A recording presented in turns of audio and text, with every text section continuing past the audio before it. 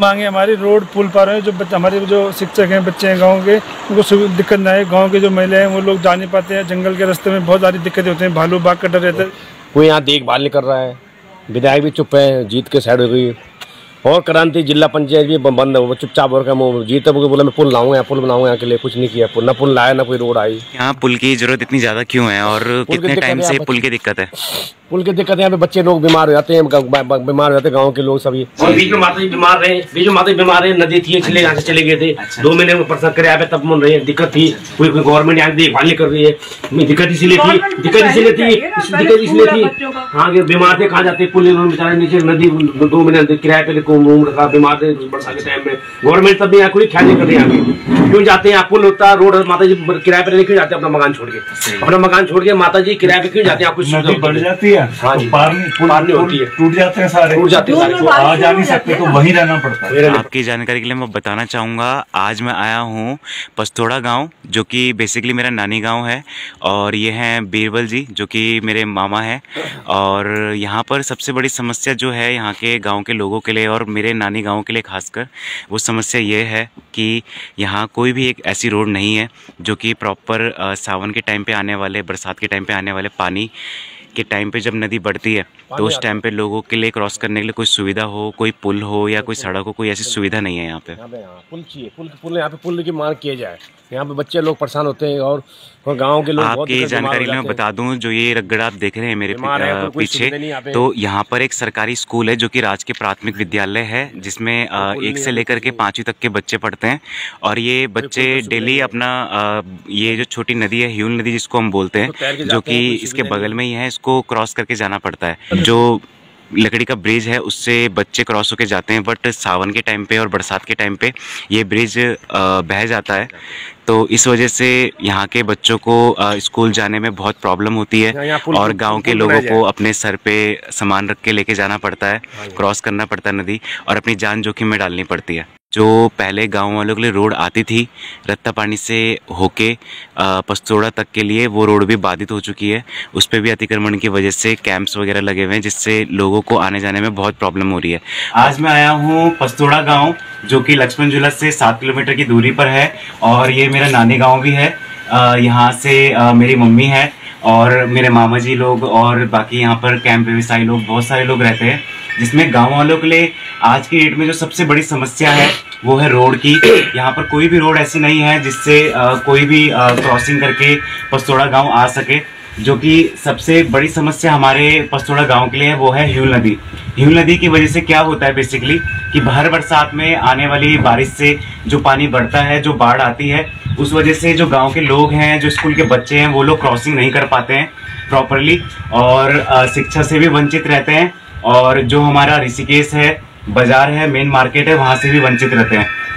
Crossing के लिए कोई भी सुविधा नहीं मिलने के कारण लोगों को अपनी जान को जोखिम में डालकर क्रॉस करनी पड़ती है रिवर, और तब जाके बाजार से सामान लेके आके अपने घर के राशन पानी और बच्चों की शिक्षा और मेडिकल हेल्थ से रिलेटेड दवाइयाँ वगैरह लेके आ पाते हैं। तो एक बहुत ही बड़ी समस्या है हमारे पस्तोड़ा गांव के लिए कि यहाँ पर आज तक सरकार ने कोई भी नज़र नहीं डाली है इस तरफ कि यहाँ पर एक ब्रिज हो या कोई रोड हो जिससे गांव वालों को सुविधा हो ह्यूल नदी को क्रॉस करके गांव तक जाने में। और मूलभूत सुविधाओं से यहाँ के लोग बहुत ज्यादा वंचित हैं। सालों से मैं देख रही हूँ, मुझे तो सबसे पहले मैं ही आई थी यहाँ पर, यहाँ पस्तोड़ा गाँव था ऊपर। अच्छा। उस समय यहाँ सुनसार नदी पूरी बहती थी और यहाँ झाड़ियाँ थी, जंगल था पूरा यहाँ पर। 17 साल से आंटी जी यहाँ पर रह रही हैं और रहन सहन सब कुछ गांव के परिवेश में रहकर कर रही हैं। बात करेंगे बीरबल जी से। बीरबल जी आप बताइए। हाँ जी, यहाँ पे बहुत दिक्कत होती है यहाँ पे गवर्नमेंट कोई देखभाल नहीं कर रही है, और यहाँ पे रोड भी नहीं आ रही है, ब्रिज चाहिए, बच्चे बीमार हैं, बच्चे नदी तैर के जाते हैं, बच्चों के पूछ में पाँव में कांच चुभ जाते हैं, कांच फेंकते हैं, कैंप वाले ऊपर से कांच की बोतल फेंकते, बह के आती है, वो पैर में चुभ जाती है। कई बार बच्चों को बहुत नुकसान हुआ, पैर फूट में चोट आई। आज की डेट में सबसे बड़ी समस्या ये है कि जो पस्तोड़ा गांव है, यह पहले गांव हुआ करता था। आज की डेट में यहाँ पे कैंपिंग व्यवसाय इतना प्रचलित है और इतना चरम पे है अपने कि आज की डेट में यहाँ पे 400 से 500 कैंप्स व्यवसायी हो चुके हैं, जो कि इतनी मनमानी करते हैं आज की डेट में। प्लास्टिक जो है, जो हमारा एक मेन इशू है हमारे नेचर के लिए और हमारे एयर के लिए, अगर हम प्लास्टिक पॉल्यूशन इसी तरीके से होता रहा और ये कैंप व्यवसायी इस तरफ अगर बिल्कुल भी नजर नहीं डालते हैं कि इनके द्वारा जो प्लास्टिक निकल रहा है और वो ह्यूल नदी में जा रहा है, दारू की बोतल्स वगैरह चल रही हैं, लेट नाइट यहाँ पर डीजेस चल रहे हैं, तो इससे क्या हो रहा है, इससे हमारे गाँवों का जो परिवेश है वो भी खराब हो रहा है और कहीं ना कहीं हम अपने नेचर को भी खराब कर रहे हैं। मूलभूत सुविधाएं जो हैं रोड की और ब्रिज की वो हमें मिल नहीं पा रही हैं, बट इतने बड़े बड़े कैंप व्यवसायी यहाँ पर काम कर रहे हैं, करोड़ों की इन्वेस्टमेंट के साथ यहाँ पर रोजगार कर रहे हैं। वो लोग एक अपनी मूलभूत सुविधा के लिए अपने नहीं लड़ पा रहे हैं और यहाँ पे गांव वालों को आगे आके इन चीजों के ऊपर बात करना पड़ रहा है। जिला पंचायत सदस्य, ग्राम प्रधान क्या कर रहे हैं, कहाँ सोए हैं, कुछ पता नहीं है।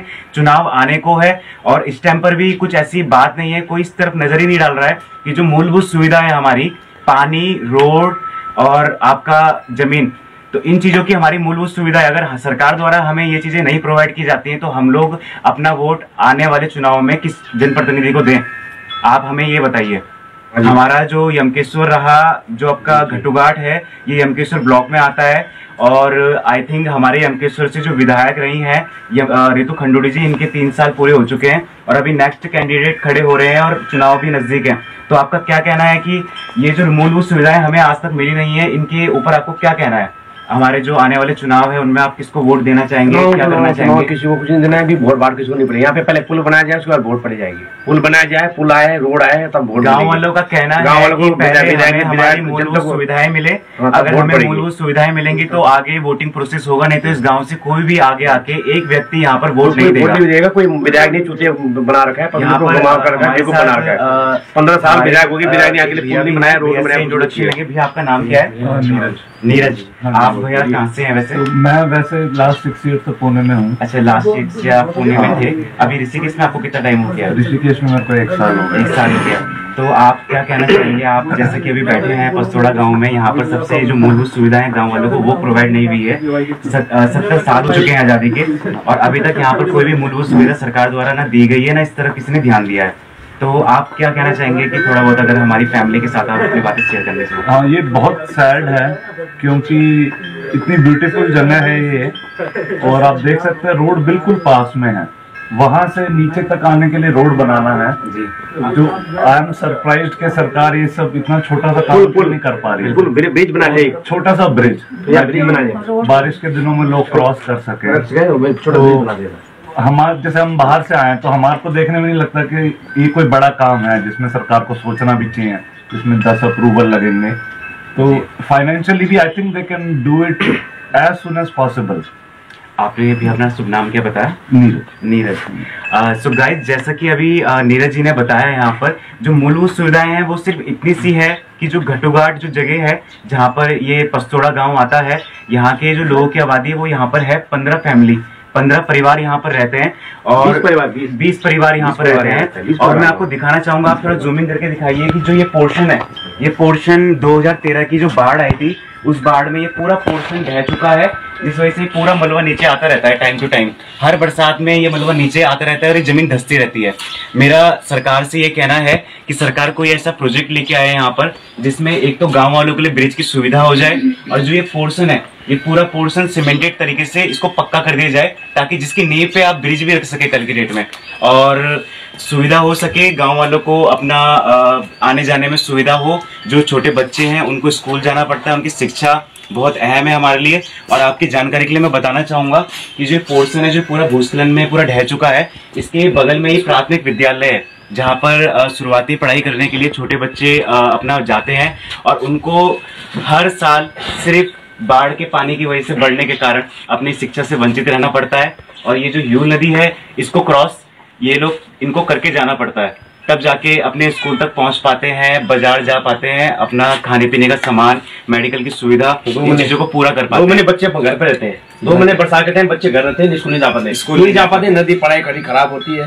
नदी में पुल नहीं है, पुल के चक्कर में 2 महीने बच्चे घर में बैठते हैं, 2 महीने के बच्चे की पढ़ाई खराब होती है। जुलाई अगस्त बिल्कुल नदी। अच्छा मामा जी, एक बात बताइए कि कभी अगर किसी यहाँ पे तबीयत खराब हो जाती है, घर में किसी की तबीयत खराब हो गई, कोई ज्यादा कोई दिक्कत हो गई, किसी की मतलब हॉस्पिटल जाने की इमरजेंसी है, तो ऐसे में आप लोग क्या करते हैं? क्या करते हैं, पैदल जाते हैं जंगल के झाड़ी से, बाघ से भालू से बच के, बाघ भालू मिलता है, बाघ भालू से बचाव। कोई दूसरा रास्ता भी है इस नदी के अलावा? कोई रास्ता नहीं, को क्रॉस करने के लिए? कोई दूसरा रास्ते, जंगल का रास्ता है, पैदल जाते हैं। कितना जंगल झाड़ी कितना किलोमीटर जाना पड़ता है? पैदल जाते हैं 5 किलोमीटर। 5 किलोमीटर? 5 किलोमीटर आपको पैदल चलना पड़ता है, तब जाके आप रोड तक पहुंचते हैं। जो लोग इतने सालों से वेट कर रहे हैं रोड का, उसके ऊपर आपका क्या कहना है?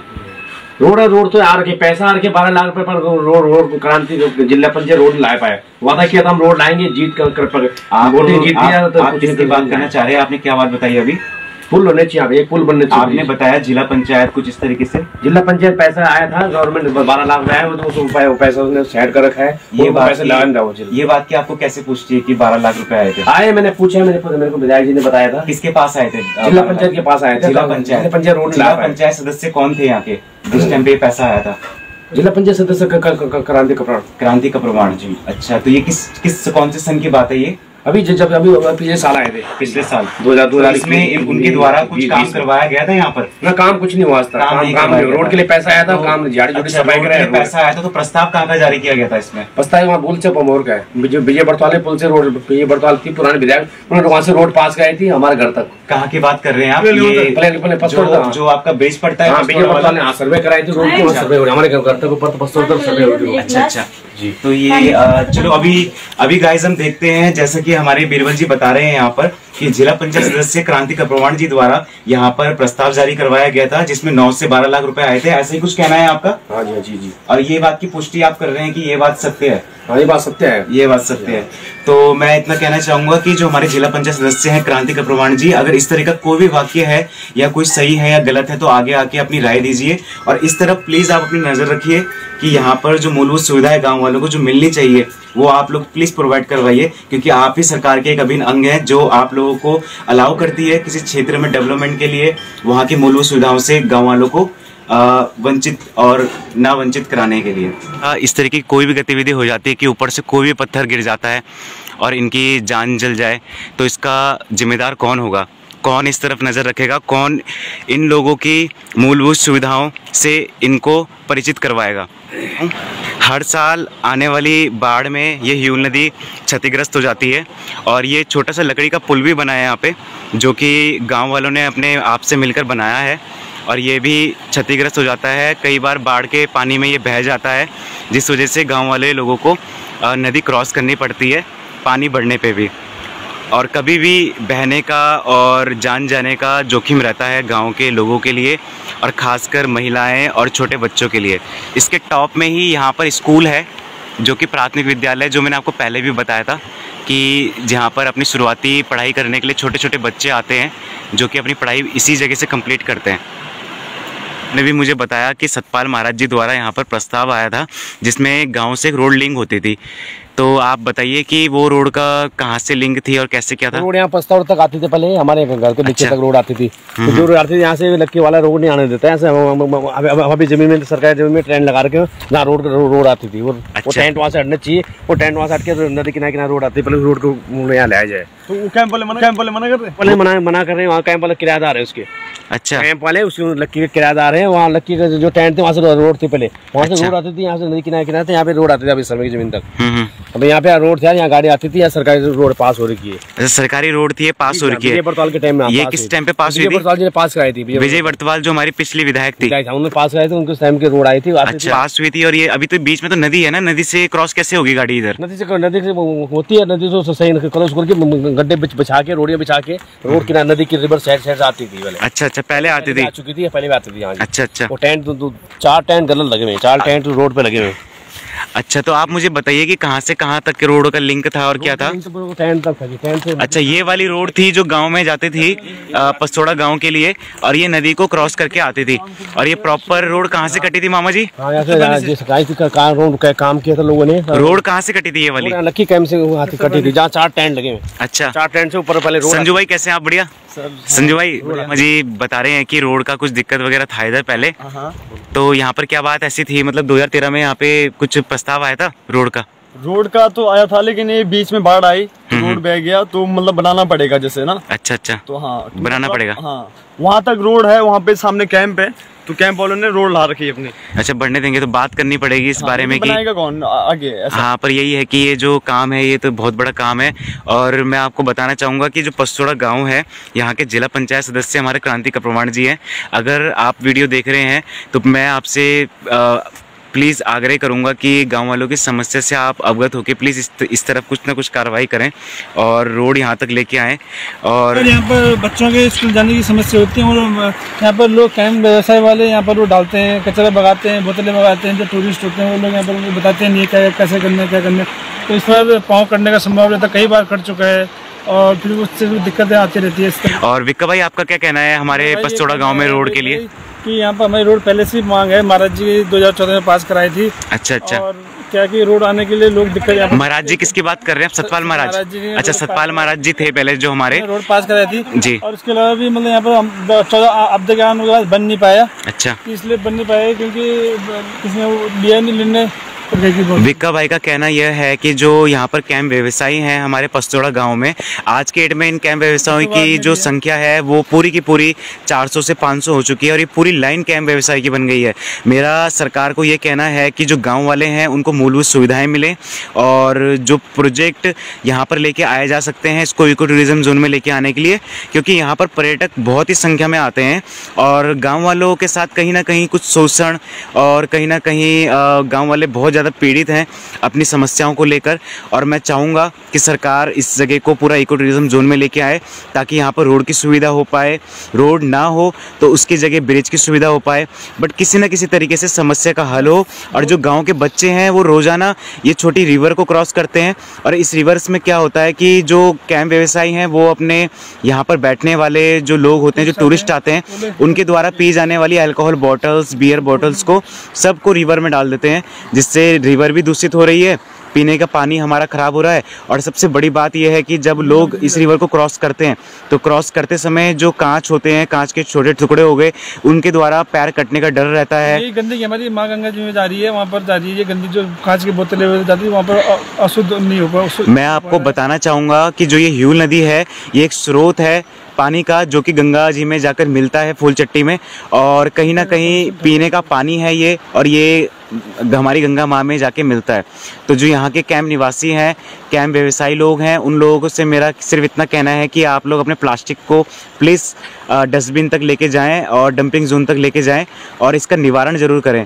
आने वाले टाइम में इस तरीके की कोई भी असुविधा अगर गाँव वालों को होती है तो इसके प्रति पूरा का पूरा कड़ा एक्शन लिया जाएगा। दो मांगे हमारी, रोड पुल पार है, जो हमारे जो शिक्षक हैं, बच्चे हैं गांव के, उनको दिक्कत ना है। गांव के जो महिला हैं वो लोग जा नहीं पाते हैं, जंगल के रास्ते में बहुत सारी दिक्कतें होती हैं, भालू बाघ का डर रहता है, इसलिए जाने का नहीं रहता है। विक्का भाई का ये भी कहना है कि आए दिनों यहाँ पर भालू और तेंदुए वगैरह और जंगली जानवरों का बहुत ही ज़्यादा आतंक है, जिस वजह से यहाँ पर कभी भी गाँव वालों के ऊपर खतरा मंडराने का डर रहता है। दो ही सुविधा चाहिए, पुल, रोड, सिर्फ दो सुविधा चाहिए। ये हमारी पुरानी रोड है, इसे निकालने का प्रयास करिएगा। इसमें मैं ये चाहूँगा कि जरा अपने विभाग के जो विभाग होते हैं कि इसको निकालने की कोशिश करें। पर गांव वालों का सिर्फ इतना कहना है, या तो हमें रोड मिले या तो हमें ब्रिज मिले, बट हमें सुविधा चाहिए, हमें हमारी मूलभूत सुविधा चाहिए।